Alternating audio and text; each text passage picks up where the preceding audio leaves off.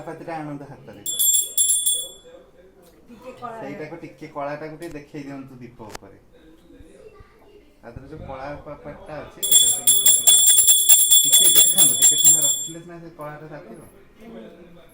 ଆଉ ଟିକେ ରଖନ୍ତୁ। ହେଲା, ସେଇ ଘିଅରୁ ଟିକେ ମାରିଦିଅନ୍ତୁ ସେଇ ଦୀପରେ।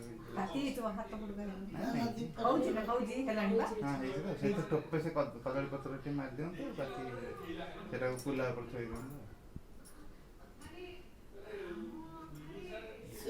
ଚୁଡ଼ି ଫୁଡ଼ି ବଦଳେଇ ସେଇ କୁଲା ଉପରେ ଥୋଇ ଦିଅନ୍ତୁ କଳା ପତ୍ର। ହଁ ହେଲା, ଆଉ ଦୁବ ବରକୋଳି ପତ୍ର ବନ୍ଦେଇ ଦିଅନ୍ତୁ। ରାତି 4ଟାରୁ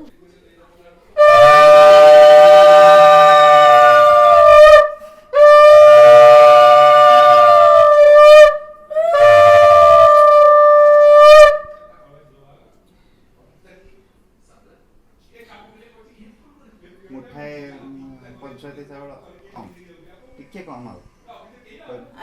ହଉ ସେତିକି ଦେଇଦିଅନ୍ତୁ। ଆଉ ଗୋଟେ ଲଡ଼ୁ